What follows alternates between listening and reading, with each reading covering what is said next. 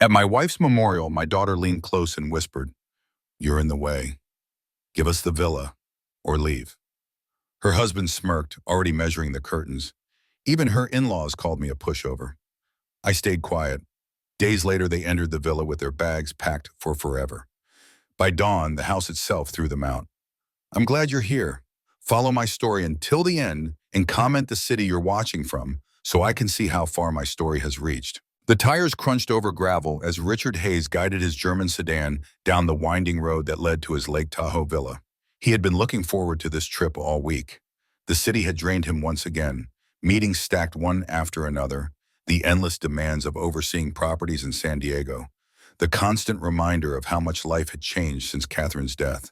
The villa had always been his sanctuary, the one place where her presence still lingered in the quiet spaces, in the way the sunlight fell across the terrace, in the scent of pine drifting through the open windows. 3 days of solitude awaited him, 3 days of peace. As he parked, the lake glimmered in the afternoon light, a mirror of tranquility stretching into the horizon. He opened his door, already picturing himself sitting on the terrace with a glass of wine, Catherine's photograph nearby, her smile frozen in time. But then something shifted in his chest. A sound. Laughter. The low murmur of voices carried on the breeze. Richard froze, his weekend bag slipping from his grip and hitting the gravel with a dull thud. He turned toward the villa. Two figures stood on the terrace, coffee mugs steaming in their hands as if they owned the place. His daughter Emily leaned casually against the railing, her dark hair catching the sunlight. Behind her stood Daniel, her husband, shifting uncomfortably when he noticed Richard staring. The bathrobes they wore only sharpened the sting. "What the hell?" Richard whispered, his throat suddenly dripping. Emily straightened and met his gaze with a look so cold, so dismissive, that it cut deeper than any argument they had ever had. Not even during her most rebellious teenage years had she looked at him that way. "Dad, you can't stay here," she called out, her voice sharp, commanding. "Daniel and I are having a romantic weekend. We need privacy." For a moment, Richard couldn't process the words. He glanced back at his car, at the driveway, at the villa whose deed bore his name. His name alone. Every tile, every piece of furniture inside had been chosen by him and Catherine. It was their dream home, the place they had envisioned growing old together. "But Emily," his voice cracked, "this is my villa." "I don't care," she shot back, setting her mug down with a sharp clink that echoed across the terrace. "We're already here. We're not leaving." Daniel murmured something, but Emily silenced him with a wave of her hand, pulling her robe tighter around her frame with a fierce motion. "Honey, I drove 2 hours," Richard tried again, his voice faltering, almost pleading. "I just wanted to spend the weekend." "Get out of here!" Emily's voice rose to a shout that made him flinch. "You're just in the way." The words hit him like a physical blow. In the way. This villa was his refuge, his tether to Catherine's memory. It was the place where her laughter still seemed to drift through the halls, where he felt closest to her spirit. And now his only child was casting him out of it as if he were nothing more than an unwanted trespasser. He stood there, bag at his feet, staring at the woman who had once curled into his lap for bedtime stories, who had clung to him through sobs at Catherine's funeral, who had called him daddy long after most children had stopped. The daughter Catherine had begged him to be patient with. "She's still grieving," Catherine had whispered with her final breaths. And for 3 long years, Richard had bent, yielded, swallowed his pride, endured mood swings, and accepted endless demands in the name of patience. And this cruel dismissal, was his reward. "Fine," he said at last, the words scraping against his throat like broken glass. He bent to retrieve his bag, his knees creaking as he rose. At 62, he felt suddenly ancient, not because of age, but because of what his daughter had just taken from him. "Good, Emily replied coolly. "Next time, call first." He staggered back to the car, each step heavier than the last, like a retreat from a battlefield he hadn't even realized he was fighting. The engine purred to life, steady and reliable, unlike family, apparently. In the rearview mirror, he caught one last glimpse of the terrace. Emily raised her mug in what looked like a toast. Daniel slouched beside her, both of them already turning away as if he no longer existed. Richard drove back towards San Diego in silence. the road stretching endlessly before him. Catherine's voice echoed in his memory, her worry that he would always bend too easily, that he would always choose surrender over conflict. She had feared he would one day come home defeated, tail between his legs, and now her fear had become his reality. That night, his study felt emptier than ever. He sat at his desk with a cup of coffee that had long since gone cold, staring at the walls lined with decades of achievements, photographs, awards, contracts from projects that had built half the commercial district. Evidence of a man who had once fought, negotiated, and persevered through every obstacle. Yet here he was, stripped of dignity in the one place that had meant the most. 3 days crawled by after that humiliating encounter. Each ring of the phone made his chest tighten with a foolish hope that Emily might call to apologize, to explain. But deep down, he already knew that something fundamental between them had shifted, something he could never restore by patience alone. And when the call finally came, it was not an apology. It was the beginning of something far darker. Monday evening settled heavily over Richard Hayes' San Diego home. The clock ticked with indifferent precision, its sound louder than usual in the quiet study. Richard nursed a cup of coffee gone lukewarm, staring at the framed photograph of Catherine on his desk. The echo of Emily's sharp words at the villa still reverberated through him. "You're just in the way." He had replayed that moment countless times since Friday, each repetition gnawing deeper at the raw wound of betrayal. The shrill ring of the phone cut through the silence. His heart jolted as if struck. For a fleeting second, he let himself hope. Maybe Emily had come to her senses. Maybe she would soften, apologize, or even explain her cruelty. He reached for the receiver with trembling fingers. "Dad," Emily's voice came, but it was stripped of warmth, reduced to a flat, businesslike tone. Richard straightened, gripping the receiver tightly. "Emily, listen carefully," she said. "Daniel and I have decided. The villa now belongs to his parents. Robert and Linda are moving in." The words landed like stones in a still lake, rippling outward with cold finality. Richard froze, his coffee mug suspended halfway to his lips. "What?" His voice cracked. "Emily, what are you talking about?" "They need proper housing, and you hardly use the place anyway," she replied without hesitation. "It's theirs now. You're not allowed to go there anymore." He sat forward, the leather chair groaning beneath him. "Emily, have you lost your mind? You can't just give away my property." "Actually, I can, and I am." Her voice sharpened, every syllable deliberate, like the blade of a knife pressed against skin. Richard's chest burned with outrage. 30 years of 12-hour days. 30 years of grueling negotiations, legal battles, endless sacrifices. Catherine and he had saved every spare cent to afford that villa by the lake. It had been their shared dream, a promise carved out of sweat and time.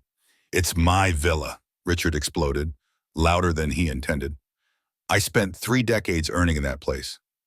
Emily laughed, a hollow sound devoid of joy. "You're being ridiculous, selfish even, after everything Daniel and I have done for you since Mom died." Something inside Richard snapped. "Everything you've done for me?" His voice rose with disbelief. "I paid for your wedding, your car, your college loans, that deposit on your fancy apartment." "That's what fathers do," she interrupted coldly. "And besides, you're old and alone now. What do you possibly need with such a big house?" The words pierced him, but instead of shattering, something inside hardened. Catherine's voice whispered in memory, "Be patient with her. She's grieving." But Catherine had never heard her daughter speak like this, never witnessed the cruelty sharpened into calculation. "Those are Daniel's parents, Emily," Richard said, his voice trembling with restrained fury. "They're strangers to me." "They're family now," she countered without pause. "And unlike you, they'll appreciate what they're getting." His grip on the phone tightened until his knuckles whitened. "No," he said, his voice steady, cold. The line went silent, heavy with shock. Finally, Emily hissed, "What did you just say?" "I said no. The answer is no, Emily." "You can't say no to me," she snapped, her composure unraveling. "That villa is wasted on you anyway." Her hysteria rose with every word. "Palmer's parents are struggling. Linda lost her job. Robert's pension barely covers rent. You're just hoarding property. Why won't you be generous? Show some family spirit.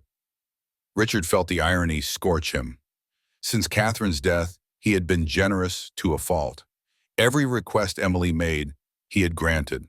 Tuition, rent, vehicles, luxuries. It had been endless. Each check written had been an attempt to hold onto the frayed rope of their bond, terrified of losing the last family he had left. But this was no longer grief. This was greed, pure and calculated. They can find their own solution, Richard said, his tone steady, frightening even to his own ears. I'm done funding every whim. I'm done being manipulated. Emily's voice pitched higher. I can't believe how selfish you've become. Mom would be ashamed of you. That struck like a fist to the chest. Catherine's memory weaponized. Richard shut his eyes, and for the first time he answered not with surrender, but with truth. Your mother, he whispered, would be horrified by what you've become. There was a sharp inhale on the other end, a sound that trembled between rage and disbelief. How dare you? Richard didn't flinch. He hung up. The silence that followed rang louder than any scream. His heart pounded against his ribs as if trying to break free. For 3 years, he had never once cut off Emily's voice, never once refused her demands. Now the phone sat heavy in his lap, mute, while outside the city hummed with its familiar rhythm. Inside, everything had changed. The phone rang again, Emily's name glowing on the display. He stared at it, then pressed the power button. Darkness swallowed the screen. That night, sleep abandoned him. He sat in his leather chair until past midnight, replaying every word, every accusation. For the first time since Catherine's passing, he felt something stir deep inside him. Not grief, not fear, but possibility. By dawn, clarity emerged. He made coffee, opened his laptop, and began combing through property law. Statutes, transfer requirements, trust structures. Decades ago, he had mastered this world to build his empire. He never imagined he would wield that knowledge against his own daughter. Yet here he was, his mind sharp with purpose. The betrayal had cut deep, but beneath it lay a new foundation. For the first time in years, Richard Hayes felt the stirrings of resistance. Sometimes betrayal doesn't crush a man. It wakes the part of him that's been silent too long. Richard Hayes had lived in surrender since Catherine's passing, mistaking patience for love, mistaking weakness for loyalty. But Emily's last words, her attempt to strip him of the home he had built with his wife, had shifted something permanent inside him. The air in his study felt heavier, charged with a new clarity. By Tuesday morning, he was done drifting. He showered, dressed in a crisp shirt, and drove downtown with the same deliberate focus that had carried him through decades of building contracts and business wars. The high-rises gleamed in the San Diego sun as if watching his return to form. Victor Huang's office was perched above the harbor, its floor-to-ceiling windows framing sailboats that skimmed across the bay. Victor had handled Richard's commercial transactions for 15 years, a man with a sharp mind and a diplomat's touch. He rose when Richard entered, his handshake firm, his expression warm but curious. "Richard," Victor said, gesturing to the leather chair across from his desk. "It's been too long. What brings you in today?" Richard lowered himself into the seat, its familiar creak grounding him. He had rehearsed this moment, chosen each word carefully. "I need to discuss property protection strategies." Victor's brows arched slightly, but his tone remained professional. "Commercial or residential?" "Residential," Richard said, his jaw tightening. "The villa at Lake Tahoe." He paused, the weight of the next words almost unbearable. "A family member is attempting to claim ownership." Victor leaned back, his expression hardening into one of quiet gravity. "That complicates matters. Family disputes can become messy very quickly. What exactly are you hoping to do?" "I want to ensure my ownership is ironclad," Richard replied. His voice carried the same steel he used to reserve for ruthless negotiations. "And I want options, trusts, LLCs, whatever protections are necessary. No loopholes, no room for manipulation." Victor nodded, scribbling notes on a legal pad. "First, we review all your documentation. Deeds, titles, transfer records. Then we establish additional protections. Depending on the complexity, This could take a few days or up to a few weeks.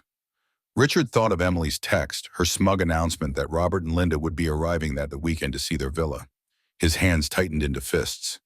I may not have weeks. Victor set down his pen and studied him with piercing calm. Richard, is someone trying to force you off your own property? The question pierced the air like a verdict. Richard hesitated only a moment before nodding. Then we start immediately, Victor said. Bring me every document by tomorrow morning. And Richard, document everything. Every call, every threat, every attempt at coercion. Written records matter in these cases. Threats, coercion, words that finally named what Emily had done. The realization hit Richard with both pain and liberation. She had not been asking, she had been extorting. When he left the office, the elevator's descent felt symbolic, carrying him away from the man who had endured, who had yielded, who had bent for too long. As the polished steel doors reflected his image, he saw not just an aging man at 62, but a man with something sharper in his eyes. Determination. Outside, the air smelled of salt and possibility. His phone rang. Emily again. Against his better judgment, he answered. Finally, she snapped. We need to resolve this nonsense. Stop being so childish. Richard steadied his tone. The only nonsense, Emily, is believing you can steal my property. Her gasp was audible even over the line. Steal? How dare you use that word with me? What else would you call it? He asked, his voice calm. When someone tries to take another person's home without permission. Silence crackled on the other end. When she spoke again, her tone had shifted. Less furious, more calculating. Dad, Daniel's parents are in trouble. Linda lost her job. Robert's pension barely covers rent. They need stability. We're family. You could be generous. The old Richard would have softened at those words. He would have caved, swallowed his pride, and written another check. But this Richard had seen the pattern too clearly. Sympathy was her weapon when demands failed. That's unfortunate, he said evenly, but it doesn't give them the right to my villa.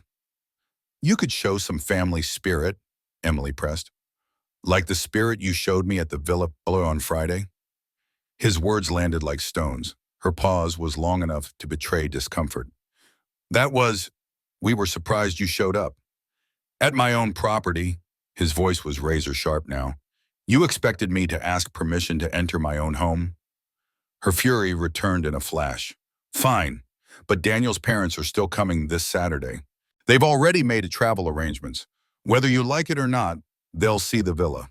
The line went dead before he could answer. Richard lowered the phone slowly, his pulse steady in a way it hadn't been in years. She thought she had cornered him. She thought the deadline was her power. But he had lived 30 years in negotiations. He knew the rule.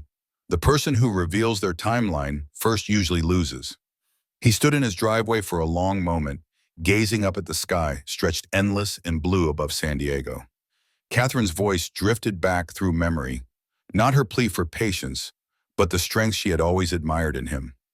You're too nice most of the time, but that 5%, that ruthless part of you, it's terrifying. Emily had never seen that 5%. Richard Hayes had been underestimated for the last time. So, if you've ever wondered how a father's patience can transform into something far more dangerous, stay with this story. Don't forget to follow because what comes next is nothing short of astonishing. Wednesday morning arrived with a clarity Richard Hayes hadn't felt in years. He woke before sunrise, drank his coffee black, and stared out the kitchen window as the city slowly stirred awake. The bitterness on his tongue matched the fire in his chest. Emily believed she had him cornered, that by Saturday he would surrender out of desperation. But Richard had spent his life turning pressure into strategy. He wasn't cornered. He was calculating. At 9 o'clock sharp, he walked across his quiet neighborhood street and knocked on the door of Ethan Miller. The younger man answered in his usual uniform, faded jeans, a tech startup t-shirt, wire-rimmed glasses perched low on his nose. Behind him, 3 computer monitors glowed with scrolling code. Richard, Ethan greeted, his expression curious. Everything okay? Actually, Richard said, his voice low and steady, I need your help with a project. Something creative. Ethan ushered him inside, gesturing toward a chair cluttered with spare cables and circuit boards. Creative projects are my favorite. What are we talking about? Home automation, Richard replied, watching Ethan's reaction carefully. Motion sensors, smart lights, audio triggers, maybe even projections. A system designed to give unexpected guests an unforgettable experience. Ethan's eyes lit up, his posture shifting with excitement. Like a haunted house? Integrated tech with sound, light, water, the works? Richard allowed himself the smallest smile. Close enough. I want something that will make them regret ever stepping foot in my villa. Ethan leaned forward, practically bouncing in his chair. This sounds incredible. When do we start? 2 hours later, they were loading Ethan's SUV with enough equipment to power a small research facility. Motion detectors, LED strips, wireless speakers, hidden cameras, water flow controllers, a compact server, and a tablet loaded with home automation software. The drive to Lake Tahoe passed quickly, Ethan outlining possibilities with the enthusiasm of a conductor describing a symphony. We can layer responses, motion triggers lights, lights trigger audio, audio triggers water systems. The whole house becomes an interactive web. And the beauty? All perfectly legal, just creative use of standard smart home features. Richard listened, his mind sharpening with each mile. For years he had played the victim, bending to Emily's every demand. But this was him taking the offensive. The villa appeared around the bend, its stone walls bathed in the pale glow of afternoon. Ethan whistled low as they pulled into the driveway. Beautiful place, he said. Your guests are going to get one hell of a welcome. Inside, they got to work. Ethan mapped the villa with meticulous precision, noting every entry point, every corner where shadows might gather. Motion detector here, he explained, mounting a device by the front door. First step into the entryway triggers flashing lights and a voice message. You are not the owners of this house. Leave immediately. Richard's lips tightened. Perfect. And if they don't leave? Ethan asked, his grin mischievous. Then we escalate. Ethan's hands moved with speed and confidence, stringing cables behind baseboards, positioning speakers where they would remain unseen, programming cascading responses into the system's brain. Lights that strobed in disorienting patterns, faucets and showers that erupted into sudden chaos, voices that grew more urgent the longer intruders lingered. Phase 2, Ethan explained, testing a sequence. If they move deeper inside, every faucet turns on full blast.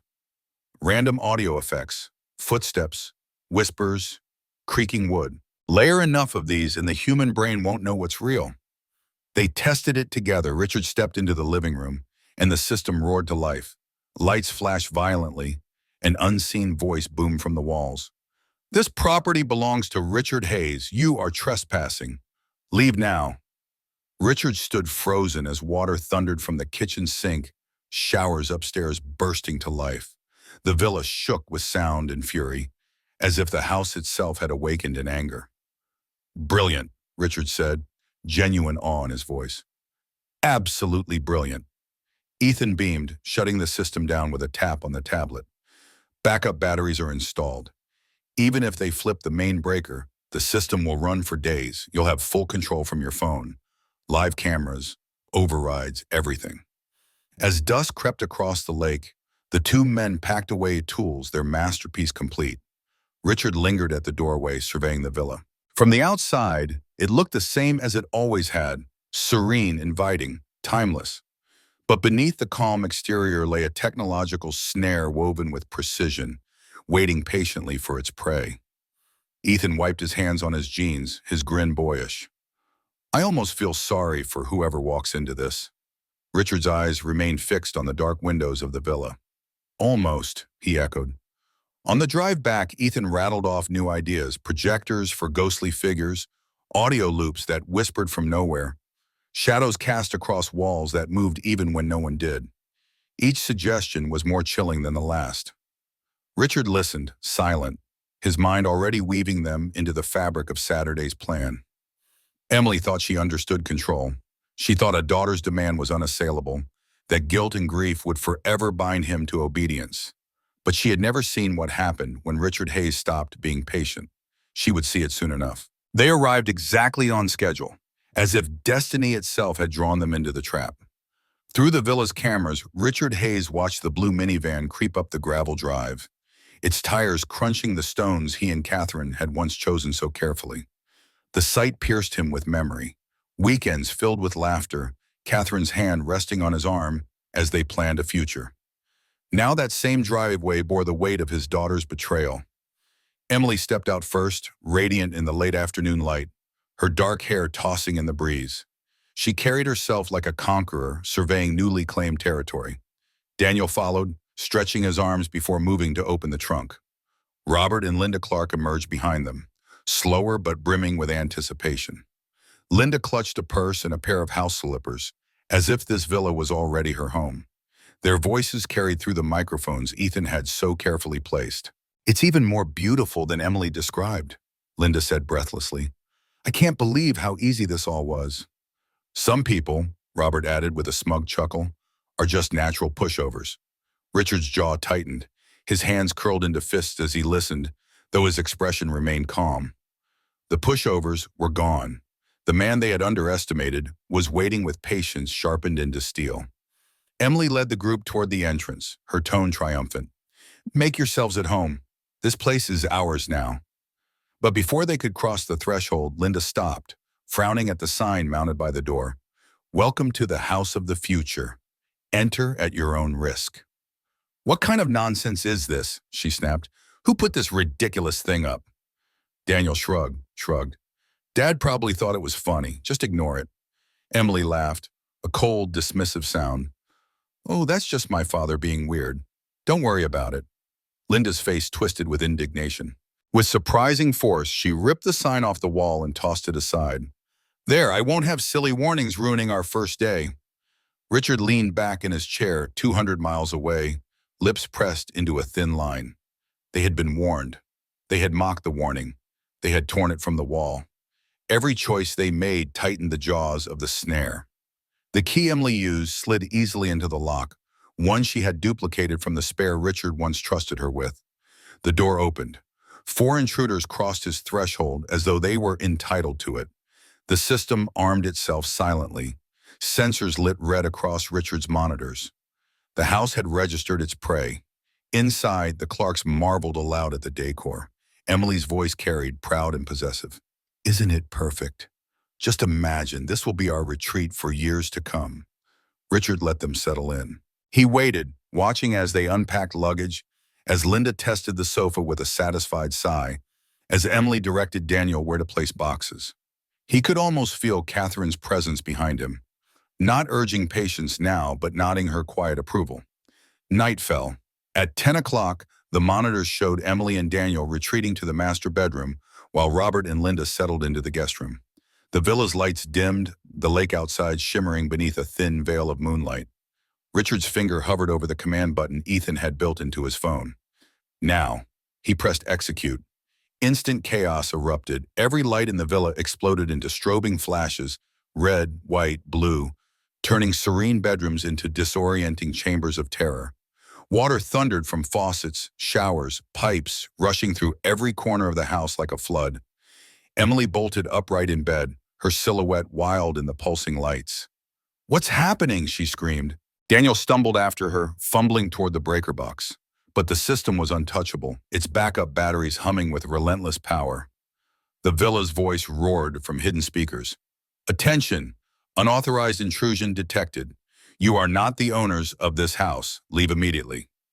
In the guest room, Linda shrieked, clutching Robert's arm. Shadows leapt across the walls as Ethan's projectors came alive, casting ghostly figures that paced and gestured with unnatural precision. "This place is haunted," Linda cried, her voice breaking. "Robert, do something." I don't understand," he stammered, terror stripping him of authority. Their panic triggered more sensors. More movement meant louder sounds, sharper lights, faster shadows. The villa escalated with every second they stayed inside. Footsteps echoed down empty hallways. Whispers coiled through the air. Wind howled against windows that were tightly sealed. Emily stumbled into the hall, her robe slipping, her hair tangled around her face. This isn't real. Houses don't do this.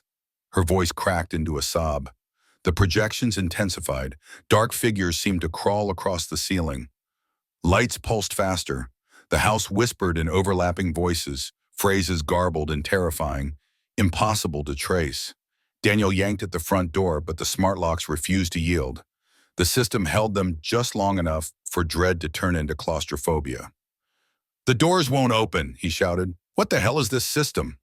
From his study, Richard watched every moment, his monitors glowing with live feeds of their terror.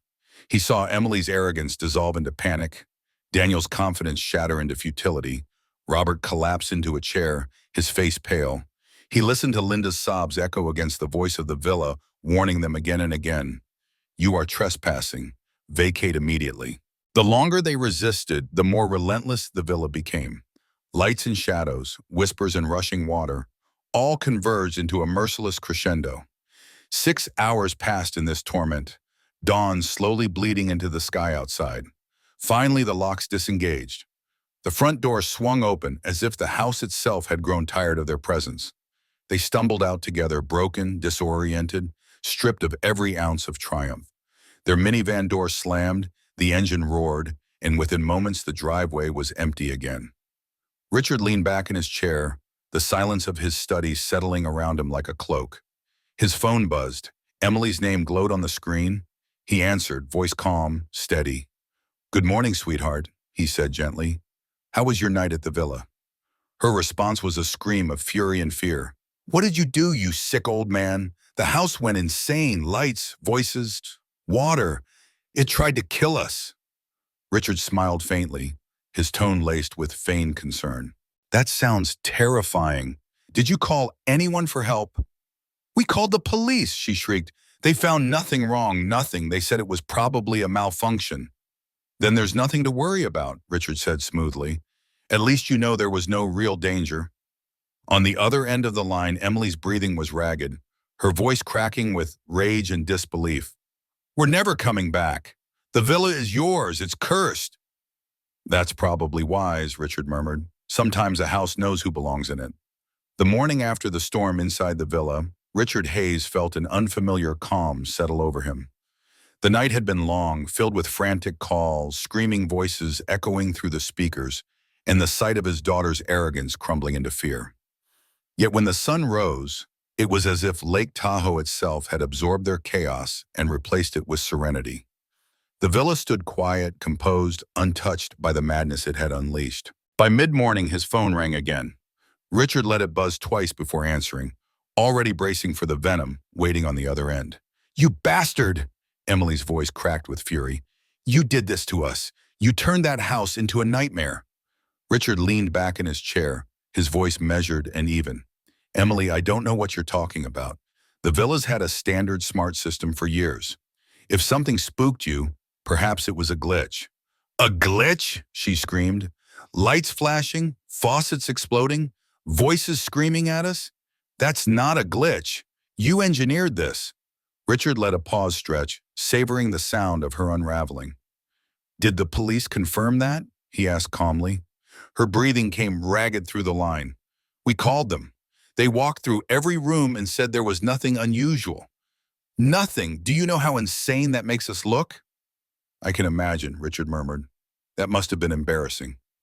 Emily's words tangled into a sob of rage before the line went dead. By noon, officers from the local precinct did, in fact, show up at Richard's San Diego home for a polite conversation. They asked if he had recently altered the villa's systems, if he had intentionally tampered with anything to endanger guests. Richard offered them coffee, handed over manuals for the existing devices, and explained calmly that nothing more exotic than a few smart switches and a water flow controller had been installed. "Smart homes can be temperamental," he said with a weary smile. "Sometimes they create more trouble than they solve." The officers left unconvinced, but with no evidence to pursue. Richard closed the door behind them and let out a low breath. The trap had sprung and vanished without leaving a trace. 2 days later, another blow came. Daniel himself appeared at Richard's front door, his expression sour, his stance aggressive. "This ends now," Daniel snapped. "You can't just terrorize people in their own home." Richard's brows lifted. Their home? You know what I mean, Daniel growled.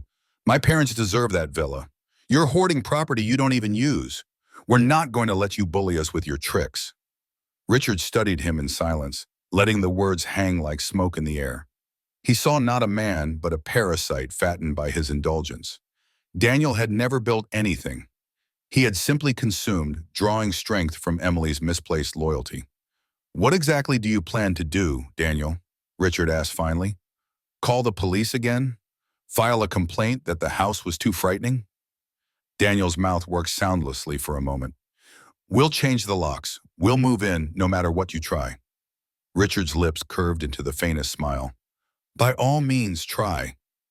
The younger man bristled, his fists clenched, but something in Richard's eyes silenced him. That ruthless 5% Catherine had once named radiated through him now, and Daniel could feel it. He muttered a curse and stormed away, slamming the door so hard the frame shuddered.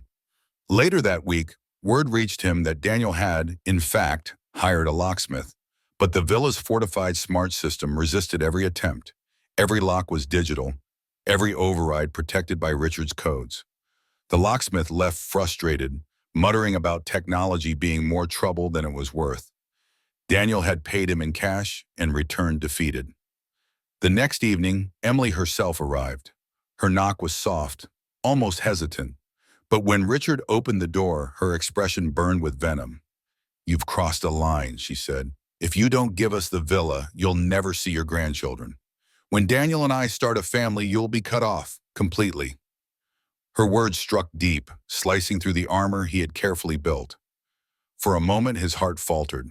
The thought of never holding a grandchild, never carrying the Hayes name forward in love, carved at him. But then he remembered the night at the villa, the arrogance in her laugh, the cruelty in her voice, the way she had told him he was in the way. He remembered Catherine's warnings, her fear that patience would someday turn him into nothing but a shadow. Richard met his daughter's eyes and, for the first time, did not yield. If withholding my grandchildren is your weapon, then I pity them already, he said softly, because love isn't something you use as a bargaining chip. And if you choose to cut me off, that's your choice, not mine. Emily flinched as if struck. Her mouth opened, but no words came. She turned sharply, her heels clicking down the walkway until the sound disappeared into the night. Richard closed the door slowly, his heart heavy but steady. The war was no longer about property. It was about dignity, about reclaiming the self-respect he had buried under years of guilt and sacrifice. For the first time in a long while, he felt the strange calm of a man who had finally stopped apologizing for existing. The villa would remain his. His name would remain on the deed. His voice would no longer be drowned out by the demands of others. The battle wasn't over.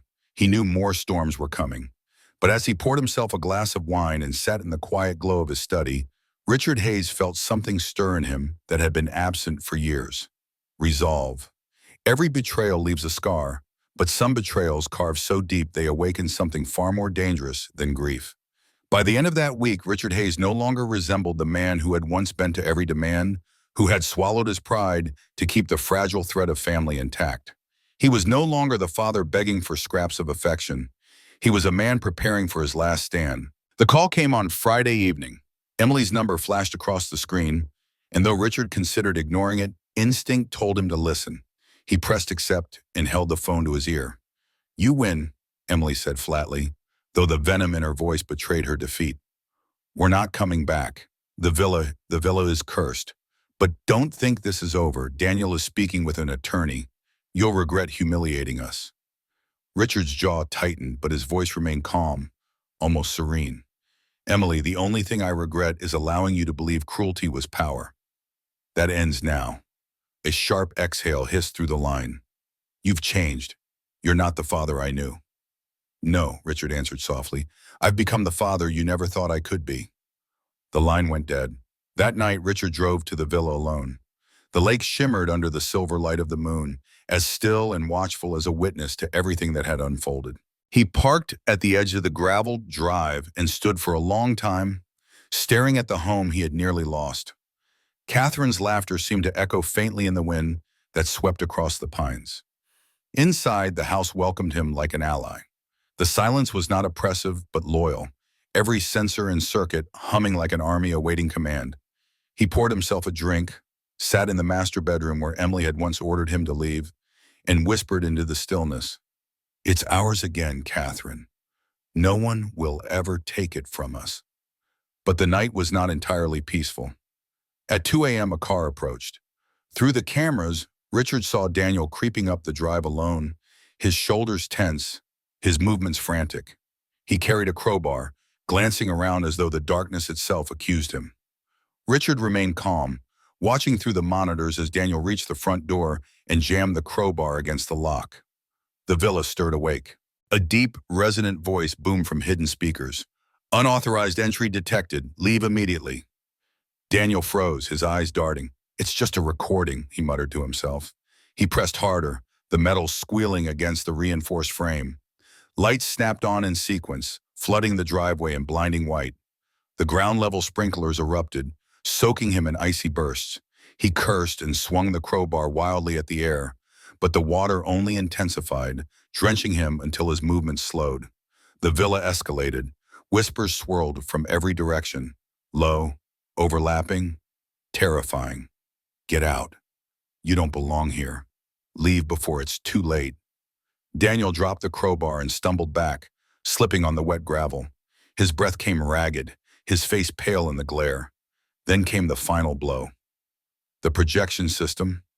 Shadows spilled across the walls of the villa, stretching like twisted figures that seemed to move with inhuman speed. One darted directly across his path. Daniel screamed. The sound tore through the night and vanished into the trees. He scrambled back to his car, fumbling with the keys, finally tearing out of the driveway so fast gravel sprayed in every direction. Richard watched until the taillights disappeared. He deactivated the system and let silence return. For the first time in years, he felt no guilt, no hesitation, only justice. By dawn, he stood on the terrace overlooking the lake, the morning air crisp, the water calm. He poured the last of the whiskey into the glass Catherine had once favored and raised it skyward. "To you," he whispered, "to us, to the fight you knew I had in me." The phone buzzed in his pocket, a text from Emily. "You'll never hear from us again. Don't bother calling." Richard stared at the words for a long moment, then deleted the message. His heart ached, but it was a clean ache, free of shame or compromise. He had lost his daughter, perhaps forever. But he had gained something he thought gone for good, his dignity. As the sun broke over Lake Tahoe, painting the water in gold, Richard Hayes knew his war was finished. The villa remained his, Catherine's memory secure within its walls. He had drawn a line, and for once, no one had crossed it. If you followed this far, remember this. Sometimes the fiercest battles aren't fought in courtrooms or boardrooms, but within the walls of family. Sometimes victory doesn't look like reconciliation. It looks like survival. And sometimes the quietest man becomes the one no one should ever underestimate. So stay with me. Like, share, subscribe. Because what comes next will prove that Richard Hayes' story is far from over. The days that followed were strangely still, as though the storm had finally passed and left only silence in its wake. Richard Hayes moved through his San Diego home with a calm that felt unfamiliar, yet deeply earned. He no longer waited for Emily's calls or anticipated Daniel's threats. His phone, once a source of dread, now sat untouched on the desk, a lifeless object rather than a chain. One evening, he poured himself a glass of wine and opened the box of Catherine's belongings he had kept hidden in the closet. Inside were her letters, photographs, and the journals she had filled with her looping, graceful handwriting. He unfolded one, the ink faded but the words sharp as ever. "Don't lose yourself in love, Richard. Real love doesn't ask you to disappear." He read it again and again until the truth felt carved into him. Catherine had seen what he could not. For years he had given everything to Emily, believing sacrifice was proof of devotion. But sacrifice had turned into erasure until he was little more than a man existing for other people's demands. That chapter had ended. By Thursday, Victor Huang called. "I've reviewed every document. The villa is protected. No transfer, no challenge, no loophole can touch it now." Relief washed over Richard. "Thank you, Victor. More than you know. You've been through hell. Victor replied. But I'll say this, you're sharper than most of my clients half your age. You handled this like a strategist. Richard chuckled softly, the sound surprising even himself. Maybe I just remembered who I was. Later that night, he returned to Lake Tahoe. The drive was long, but the anticipation carried him. The villa glowed against the darkened forest, its windows warm with light, its presence commanding. He walked inside, removed his coat, and let the familiar scent of cedar and stone surround him. The house felt alive, but no longer hostile. It wasn't the weapon he had used against Emily and Daniel. It was a sanctuary again. He turned off the automated systems, silencing the phantom voices and shadows. The villa no longer needed to defend itself. Its rightful owner had reclaimed it. Standing by the fireplace, Richard lit a match and watched the flames catch. He whispered into the quiet, "It's safe now, Catherine. They'll never take this from us." The weekend came and went without a word from Emily. She and Daniel had vanished into their own silence, cut off by the barrier they themselves had built. For the first time in years, Richard felt no compulsion to chase after them, no desperate urge to repair what they had shattered. He walked the villa grounds, noticing details he had ignored before. The way the lake mirrored the mountains in the early light, the way the pines whispered against each other when the wind passed through. He realized he had been so consumed by fear of losing Emily that he had nearly lost the deeper inheritance Catherine had left him. Peace. On Sunday morning, he sat at the oak dining table and drafted a letter. Not to Emily, not to Daniel, to himself. A reminder written in his own hand. I am not a man to be erased. I am not a father to be used. I am Richard Hayes, and what I built with love and sacrifice. No one will diminish that again. He signed his name and folded the letter, tucking it into Catherine's journal. One day, perhaps, Emily might read it, or perhaps not, but the words were no longer for her. They were for him. That evening, he stood on the balcony overlooking the lake. The last traces of sunlight glowed orange across the water. He closed his eyes and let the cool air wash over him, breathing deep, steady, unbroken. The reckoning had been brutal but necessary. He had lost something precious, yes, but what he had regained was immeasurable. Richard Hayes was whole again. Autumn drifted slowly into winter, and with it came a new rhythm to Richard Hayes's life. The villa at Lake Tahoe, once a battleground, became his sanctuary again. Mornings began with quiet walks along the shoreline, the mist rolling low across the water, pines whispering secrets in the wind. Evenings ended by the fire, the crackle of wood his only companion. In that solitude, he discovered something he had thought forever lost: peace without compromise. Emily did not return. Daniel vanished into silence too, as though swallowed by his own pride. Weeks passed without a word. At first, Richard expected the calls, the letters, the legal threats. He braced for subpoenas or sudden knocks at the door, but nothing came. What he received instead was absence, a silence that cut deeper than any shouted insult. And yet, he found himself strangely grateful. The quiet gave him room to breathe, to think, to reclaim the pieces of himself long buried beneath obligation. He no longer lived in anticipation of conflict. He lived simply for himself and for the memory of Catherine. One cold evening, as he sat in the study surrounded by her books, he allowed himself to open the last envelope she had left behind. The letter inside was dated only weeks before her passing. Her words flowed steady, as though she had known he would need them in this precise moment. Richard, I fear our daughter may never understand the weight of what you've given her. But I want you to remember that patience is not the same as surrender. You are strong, even when you do not feel it. Promise me, when the time comes, you will not let anyone, family or not, erase who you are. The paper trembled in his hands, his eyes burning as he read it aloud. Catherine had seen his struggle long before it unfolded. She had left him the map, and though it had taken years, he had finally followed it. That night, Richard wrote his will, not out of bitterness, but out of clarity.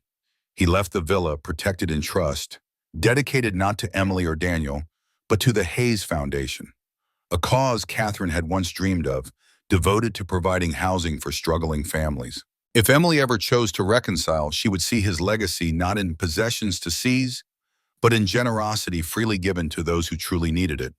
When the documents were signed and sealed, he leaned back, feeling the immense weight of finality settle into something lighter. For the first time since Catherine's death, he was not haunted by regret. He was guided by purpose. The winter deepened. Snow fell across the pines, blanketing the villa in silence. Richard spent his days reading, tending the fire, walking the frozen shore. He spoke often to Catherine, not as a man consumed by grief, but as one sharing his victories. "You were right," he whispered one evening as flakes drifted outside the tall windows.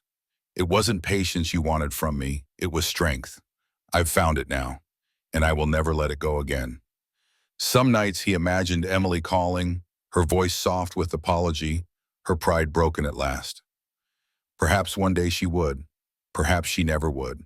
The ache of that possibility lingered, but it no longer defined him.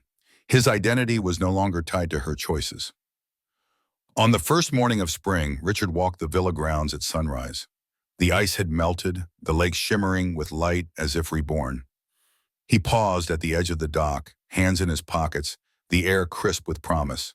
The villa stood tall behind him, no longer a house of battle but of survival, a monument not to defeat, but to resilience.